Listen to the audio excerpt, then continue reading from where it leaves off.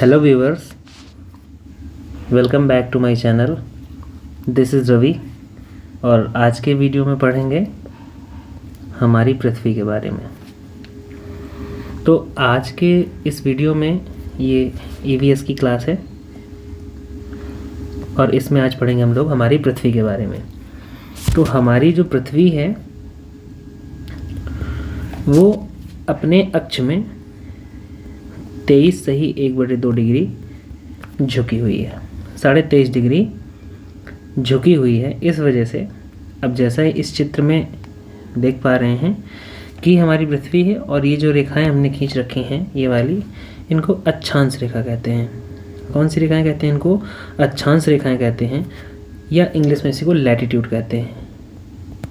English में latitudes और हिंदी में अक्षांश रेखाएं। जो रेखाएं पृथ्वी में पड़ी सी होती हैं उनको अक्षांश रेखाएं कहते हैं। ये ऊपर वाली जो डायरेक्शन होती है उसे नॉर्थ डायरेक्शन और नीचे वाली जो डायरेक्शन होती है उसको साउथ डायरेक्शन बोलते हैं। तो आज यही पढ़ेंगे कि किस रेखा को क्या कहते हैं, कौन सी रेखा की और कौन सी रेखा के बीच कौन सा क्षेत्र होता है। तो पहले बात करते हैं 0 डिग्री को। ये 0 डिग्री अक्षांश को क्या कहते हैं? 0 डिग्री अक्षांश को इसी के पहले तो 2-3 नाम हैं। एक तो इसी को 0 डिग्री अक्षांश कहते हैं, दूसरा इसको विषुवत रेखा कहते हैं।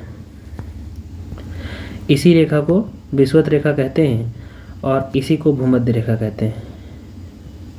इसी रेखा के 3 नाम हैं, 0 डिग्री अक्षांश, इसी को विषुवत रेखा और इसी को भूमध्य रेखा कहते हैं। क्योंकि ये पूरी हमारी पृथ्वी है, इसको हम लोग भू कह सकते हैं और ये मध्य से जा रही है इसलिए इसको भूमध्य रेखा कहते हैं। फिर अगर इस डायरेक्शन में ऊपर की ओर चलते हैं तो हम लोग नॉर्थ हेमिस्फीयर या उत्तरी गोलार्ध की ओर बढ़ते हैं, और अगर नीचे डायरेक्शन की ओर आते हैं, नीचे की दिशा में आते हैं तो हम लोग दक्षिणी गोलार्ध की तरफ आते हैं। तो किसी भी शब्द में अगर बात की जाए कि दक्षिणी गोलार्ध, तो इस वाले रीजन की बात हो रही है, विषुवत रेखा के नीचे दक्षिण दिशा की तरफ। और अगर उत्तरी गोलार्ध की बात करें तो विषुवत रेखा के ऊपर वाला ये भाग, इसको हम लोग उत्तरी गोलार्ध कहते हैं। तो अब बात करेंगे विषुवत रेखा हो गई 0 डिग्री अक्षांश। फिर इसके बाद एक ही रेखा है 23.1/2 डिग्री नॉर्थ। इसको क्या कहते हैं? 23.1/2 डिग्री नॉर्थ या उत्तर। इस रेखा को कहते हैं कर्क रेखा। इस रेखा को कर्क रेखा कहते हैं, ट्रॉपिक ऑफ कैंसर या कर्क रेखा। अब इसकी बात करें कि कर्क रेखा तो हो गई 23.1/2 डिग्री नॉर्थ। अब बात आती है कि 23.1/2 डिग्री साउथ को क्या कहते हैं। तो 23.1/2 डिग्री साउथ को हम कहेंगे मकर रेखा। कौन सी रेखा? मकर रेखा या ट्रॉपिक ऑफ कैप्रिकॉर्न। तो 23.1/2 डिग्री नॉर्थ, ये वाली जो लाइन है, और इसको मैं येलो कलर से दिखा देता हूँ। ये वाली जो लाइन है, इस लाइन को हमने कहा है कर्क रेखा। और ये जो रेड कलर से दिख रही है, ये वाली 23.1/2 डिग्री जो साउथ है, इसको हमने कहा कि ये है मकर रेखा। तो यहाँ तक बातें कुछ समझ में आ रही हैं। अब इसके बाद बात करेंगे कि ये जो 66.1/2 डिग्री नॉर्थ है, इसे कौन सी रेखा कहते हैं। इसको चलिए हम ब्लू कलर से कर देते हैं। ये वाली 66.1/2 डिग्री नॉर्थ, इस वाली रेखा को कौन सी रेखा कहते हैं? तो 66.1/2 डिग्री नॉर्थ जो है, इसे हम आर्कटिक वृत्त कहेंगे। कौन सा? आर्कटिक वृत्त कहते हैं।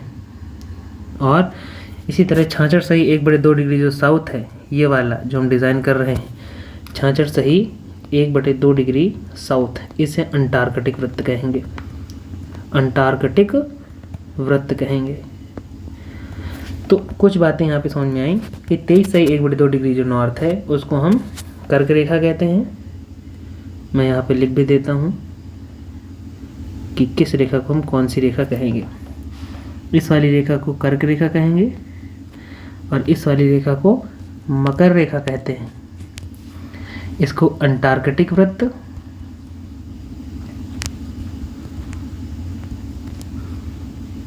और ये जो ऊपर 66.1/2 डिग्री नॉर्थ है, इसको आर्कटिक वृत्त कहते हैं।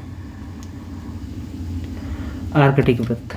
और ये 90 डिग्री नॉर्थ, इसी को एक बिंदु बन जाता है, इसको नॉर्थ पोल या उत्तरी ध्रुव कहेंगे। और ये नीचे वाले को दक्षिणी ध्रुव, क्योंकि ये दक्षिण दिशा में है इसलिए इसको दक्षिणी ध्रुव कहेंगे। अब इतना बेसिक बताने का हमारा मतलब उद्देश्य ये है कि हमको इतना क्लियर होना चाहिए कि अगर हम 66 से 1/2 डिग्री नॉर्थ की बात कर रहे हैं तो हमारा दिमाग कहाँ जाए कि हम आर्कटिक वृत्त की बात कर रहे हैं। 23 से 1/2 डिग्री नॉर्थ की बात की जाए तो कर्क रेखा माइंड में आना चाहिए, और इसी तरह 23 से 1/2 डिग्री साउथ की बात की जाए तो मकर रेखा हमारे माइंड में आनी चाहिए। अब इसी में थोड़ा सा और आगे चलेंगे तो कुछ शब्द होते हैं। एक शब्द आता है, मैं इस पृथ्वी को थोड़ा नीचे कर लेता हूँ। ये पूरी पृथ्वी हमारे साथ उठ के कहाँ चलेगी, अभी नीचे चलेगी। और ये पृथ्वी आ गई हमारे साथ ये नीचे। इसको थोड़ा सा छोटा कर लेते हैं। हाँ, अब एक शब्द आया कि हम उष्ण कटिबंध किसे कहेंगे। एक शब्द आया उष्ण कटिबंध। थोड़ी से टर्म आज क्लियर करते हैं कि उष्ण कटिबंध किसे कहेंगे। इसी तरह से एक शब्द और होता है उपोष्ण कटिबंध या शीत कटिबंध या शीतोष्ण कटिबंध। तो अभी बात करते हैं उष्ण कटिबंध किसे कहेंगे। तो सीधा सा इसका फंडा है कि 23 सही 1/2 डिग्री नॉर्थ से 23 सही 1/2 डिग्री साउथ के बीच का जो क्षेत्र है, या इसी को दूसरे शब्दों में कहें तो कर्क रेखा से मकर रेखा के बीच का जो क्षेत्र है, कर्क रेखा से मकर रेखा के बीच का जो क्षेत्र है वो हमारा क्या कहलाता है, उष्ण कटिबंध कहलाता है। अगर इसमें हम कलर कर दें तो अगर इसको हम येलो कलर से कलर करें तो ये कर्क रेखा हो गई, ये वाली कर्क रेखा से लेके मकर रेखा के बीच का जो ये वाला क्षेत्र है, कौन सा, जो येलो कलर से मैं कलर कर रहा हूँ, मकर रेखा से लेके कर्क रेखा के बीच का जो ये वाला क्षेत्र है, इस वाले कटिबंध को कौन सा कटिबंध कहते हैं, इस वाले कटिबंध को उष्ण कटिबंध कहा जाता है। फिर दूसरा शब्द आता है कि शीत कटिबंध किसे कहते हैं। यहाँ तक समझ में आया कि 23 सही 1/2 डिग्री नॉर्थ से 23 सही 1/2 डिग्री साउथ के बीच का जो क्षेत्र है उस क्षेत्र को हम क्या कहेंगे, उष्ण कटिबंध। फिर दूसरा शब्द आया कि शीत कटिबंध क्या होता है। तो शीत कटिबंध की बात करें तो शीत कटिबंध ये वाला होता है 66 सही 1/2 डिग्री नॉर्थ से नॉर्थ पोल के बीच और 66 सही 1/2 डिग्री साउथ से साउथ पोल के बीच। कहने का मतलब ये है कि आर्कटिक वृत्त, इसी को आर्कटिक वृत्त कहते हैं, कि आर्कटिक वृत्त से उत्तरी ध्रुव तक और साथ में अंटार्कटिक वृत्त से दक्षिणी ध्रुव के बीच का जो क्षेत्र है वो हमारा क्या कहलाता है, शीत कटिबंध कहलाता है। अगर हमने ये जो पृथ्वी ड्रॉ की है इसमें कलर करें तो कहाँ पे आएगी हमारी पृथ्वी, हमारी पृथ्वी में ये वाला क्षेत्र आएगा, यहाँ पर ये वाला 66 सही 1/2 से साउथ से साउथ पोल के बीच का क्षेत्र, ये जो ग्रीन कलर से मैं बना रहा हूँ ये वाला। और नॉर्थ की बात करें तो 66 सही 1/2 डिग्री नॉर्थ से नॉर्थ पोल के बीच का ये जो ग्रीन वाला एरिया है ये हमारा क्या कहलाएगा, इसको हम शीत कटिबंध कहते हैं। बेसिक से कॉन्सेप्ट हैं, बेसिक से शब्द हैं, इनका अर्थ हमको जानना चाहिए। वही आज मैं क्लियर कर रहा हूँ कि उष्ण कटिबंध किसे कहते हैं। तो ये जो येलो कलर से इसे उष्ण कटिबंध कहते हैं। कहाँ से कहाँ तक विस्तार होता है तो 23 सही 1/2 डिग्री नॉर्थ से 23 सही 1/2 डिग्री साउथ के बीच। और शीत कटिबंध की बात करें तो शीत कटिबंध हमारा 66 सही 1/2 डिग्री नॉर्थ से नॉर्थ पोल तक और 66 सही 1/2 डिग्री साउथ से साउथ पोल के बीच। पूरी पृथ्वी में जो हरे कलर का हमने कलर किया हुआ है ये हमारा शीत कटिबंध है। अब हो गया उष्णकटिबंध, हो गया शीत कटिबंध। अब इसी में एक चीज़ आती है कि हमारा उपोष्ण कटिबंध क्या होता है। कौन सी चीज़ आती है? एक चीज़ ये आती है कि इसमें से हमारा उपोष्ण कटिबंध क्या होता है। तो उपोष्ण कटिबंध समझते हैं कि उपोष्ण कटिबंध क्या होता है। उपोष्ण कटिबंध या इसी को शीतोष्ण कटिबंध कहते हैं, शीतोष्ण कटिबंध। अब देखते हैं, अगर मान लिया जाए कि यहाँ से यहाँ तक शीत कटिबंध है और यहाँ से यहाँ तक उष्ण कटिबंध है, तो कुछ भाग शीत वाला यहाँ पे भी होगा और कुछ भाग उष्ण वाला यहाँ पे भी होगा। तो ऐसा क्षेत्र जिसमें दोनों क्षेत्रों की मिली जुली दशाएं होती हैं उसे उष्ण कटिबंध कहते हैं। तो इसको कह सकते हैं 23 सही 1/2 डिग्री नॉर्थ से 66 सही 1/2 डिग्री नॉर्थ तक, और 23 सही 1/2 डिग्री साउथ से 66 सही 1/2 डिग्री साउथ के बीच। मतलब ये वाला जो हुआ इसे कहते हैं कर्क रेखा, कर्क रेखा से आर्कटिक वृत्त के बीच, कर्क रेखा से आर्कटिक वृत्त के बीच, और यहाँ पे मकर रेखा से बात की जाए तो मकर रेखा से अंटार्कटिक वृत्त के बीच का जो क्षेत्र है, अंटार्कटिक वृत्त के बीच का जो क्षेत्र है वो हमारा उपोष्ण कटिबंध क्षेत्र कहलाता है। देखेंगे 0 डिग्री से पृथ्वी में आते हैं, 0 डिग्री से 23 से 1/2 तक हमारा क्या था? उष्ण, और 66 से ऊपर हमारा उपोष्ण। तो अगर इसकी बात की जाए, ये वाला क्षेत्र जो मैं पर्पल कलर से या वॉलेट कलर से कलर कर रहा हूँ, ये वाला जो क्षेत्र है ये वाला उपोष्ण कटिबंध होगा। उसी तरह से दक्षिणी गोलार्ध में भी ये वाला हमारा उपोष्ण कटिबंध कहलाएगा। तो यहाँ तक की बातें क्लियर हुई कि उष्ण कटिबंध क्या होता है, उपोष्ण कटिबंध क्या होता है, शीत कटिबंध क्या होता है और उष्ण कटिबंध क्या होता है। अगर इतनी बातें समझ में आ गई हैं तो इसके आगे अगले टॉपिक पे चर्चा करते हैं। तो अभी हमने पढ़ा कि ये हमारी पृथ्वी है, इसको हमने 0 डिग्री कहा था, ये 23 सही 1/2 डिग्री नॉर्थ था, ये 23 सही 1/2 डिग्री साउथ है, इसको 66 सही 1/2 डिग्री साउथ कहा था और इसको हमने साउथ पोल माना था। इसी तरह से इसको 66 सही 1/2 डिग्री नॉर्थ मान लीजिए, और ये वाला हमारा नॉर्थ पोल हो जाएगा। 0 डिग्री से 23 सही 1/2 डिग्री नॉर्थ तक और 0 डिग्री से 23 सही 1/2 डिग्री साउथ के बीच का जो क्षेत्र था ये वाला, इसको हमने क्या कहा था? इसको उष्ण कटिबंध कहा। और ये वाला जो क्षेत्र था ये वाला, इसको शीत कटिबंध कहा गया था। इसको शीत कटिबंध, इसको उष्ण कटिबंध। तो ये जो बीच वाला क्षेत्र था ये वाला, इसको शीतोष्ण या उपोष्ण कटिबंध कहा गया था। शीतोष्ण कहें या उपोष्ण कहें, दोनों बातें एक ही होती हैं। इसी तरह से इसके ऊपर ये वाला जो क्षेत्र था ये वाला हमारा शीत कटिबंध होगा, शीत कटिबंध हो गया।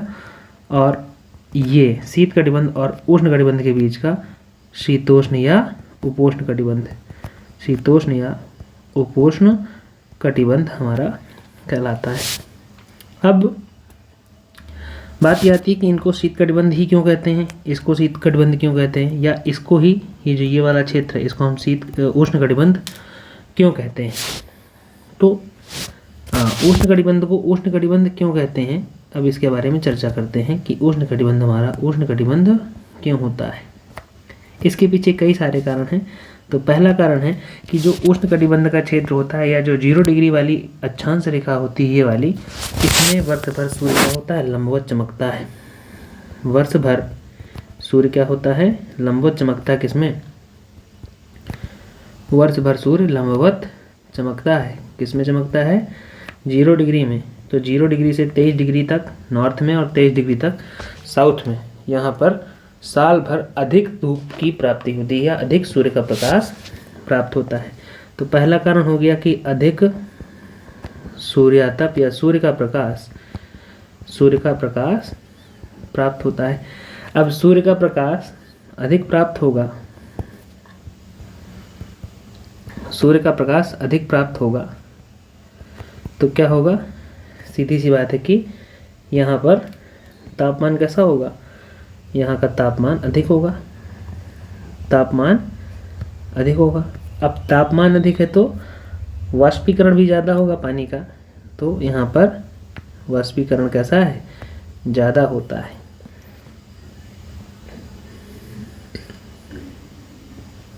अब देखिए, अधिक सूर्य का प्रकाश प्राप्त होता है तो यहाँ का तापमान अधिक होता है, और अधिक तापमान के कारण पानी ज़्यादा वाष्पीकरण होता है पानी का।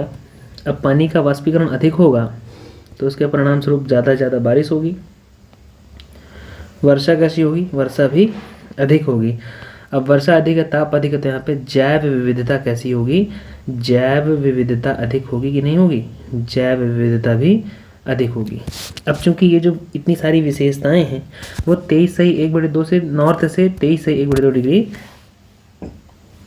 साउथ के बीच ही होती हैं, इसलिए इसको हम इस वाले भूभाग को या इस वाले पृथ्वी के अक्षांशीय विस्तार को क्या कहते हैं, उष्ण कटिबंध कहा जाता है।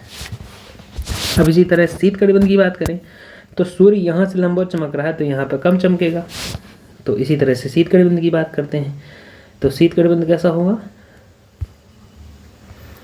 शीत कटिबंध कैसा होगा, यहाँ पे लिखते हैं शीत कटिबंध के बारे में। तो शीत कटिबंध में सूर्य का प्रकाश कम होगा। सूर्य का प्रकाश कैसा होगा, सूर्य का प्रकाश कम होगा। अब सूर्य का प्रकाश कम है तो गर्मी भी कैसी होगी, कम होगी, या इसी को ठंडी अधिक कह सकते हैं, ठंडी अधिक होगी। क्यों, क्योंकि जब धूप नहीं निकलेगी तो ठंडी ऑब्वियस सी बात है कि अधिक होगी। अब ठंडी अधिक है तो तापमान भी कैसा होगा, तापमान भी कम होगा। अब तापमान कम है तो वाष्पीकरण कैसा होगा, वाष्पीकरण भी कम होगा। अब वाष्पीकरण ही नहीं होगा तो बारिश कैसी होगी, वर्षा भी क्या हो जाएगी, वर्षा भी कम हो जाएगी। ये नीचे की तरफ निशान तीर का मतलब है कम और ऊपर की तरफ निशान का मतलब है अधिक।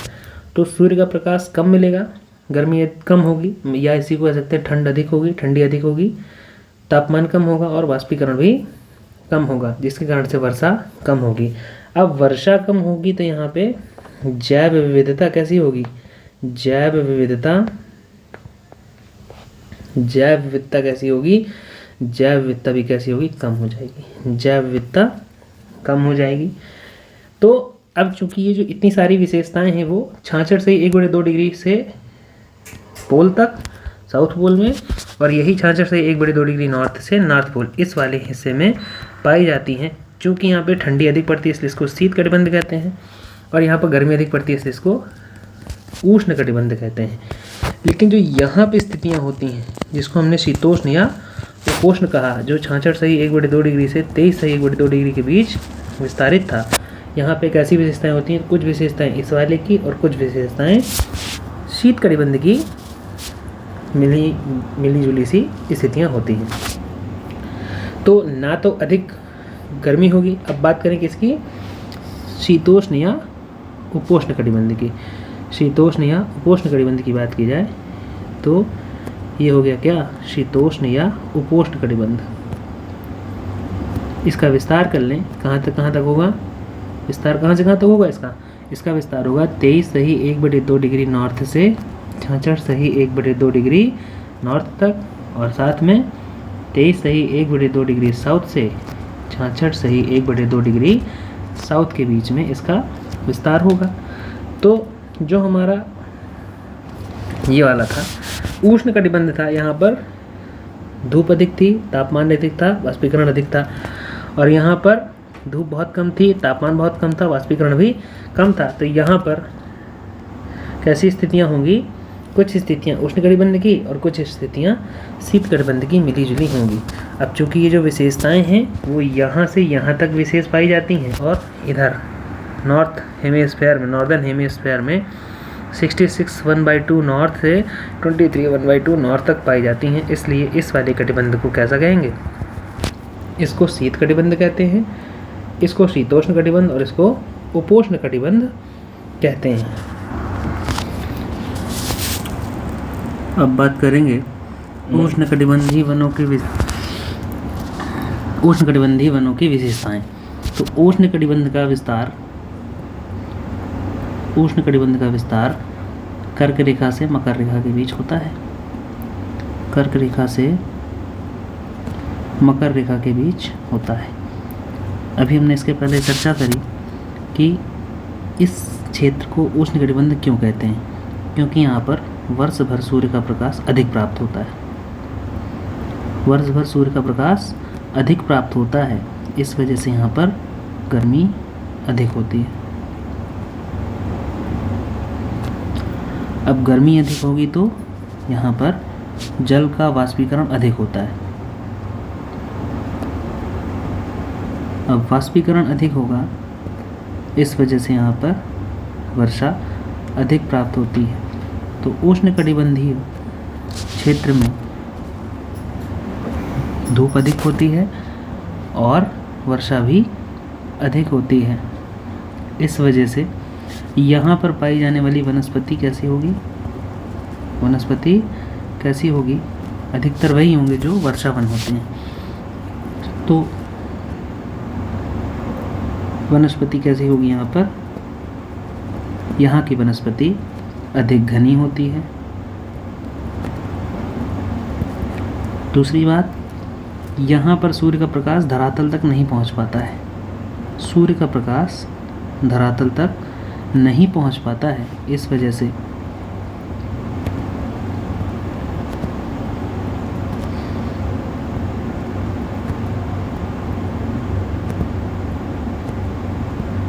से यहाँ की ज़मीनें दलदली हो जाती हैं। यहाँ की ज़मीन दलदली हो जाती है और पौधे धूप को प्राप्त करने के लिए अधिक लंबे हो जाते हैं। तो इस क्षेत्र में जो भी पेड़ पौधे पाए जाते हैं, जो भी वन पाए जाते हैं, वो कैसे होते हैं? अधिक लंबे होते हैं।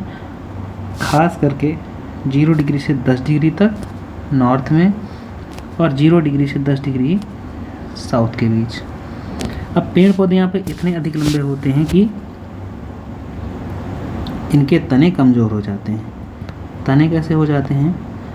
तने कमज़ोर हो जाते हैं, जिस वजह से इनका आर्थिक दोहन संभव नहीं होता है। आर्थिक दोहन संभव नहीं होता है। और वनों की घनत्व अधिक होने के कारण, वनों का घनत्व अधिक होने के कारण यहाँ पर मनुष्य का प्रवेश असंभव हो जाता है। इस वजह से इस क्षेत्र में पाए जाने वाले वन शांत वन कहलाते हैं। कैसे वन कहलाते हैं? शांत वन कहलाते हैं।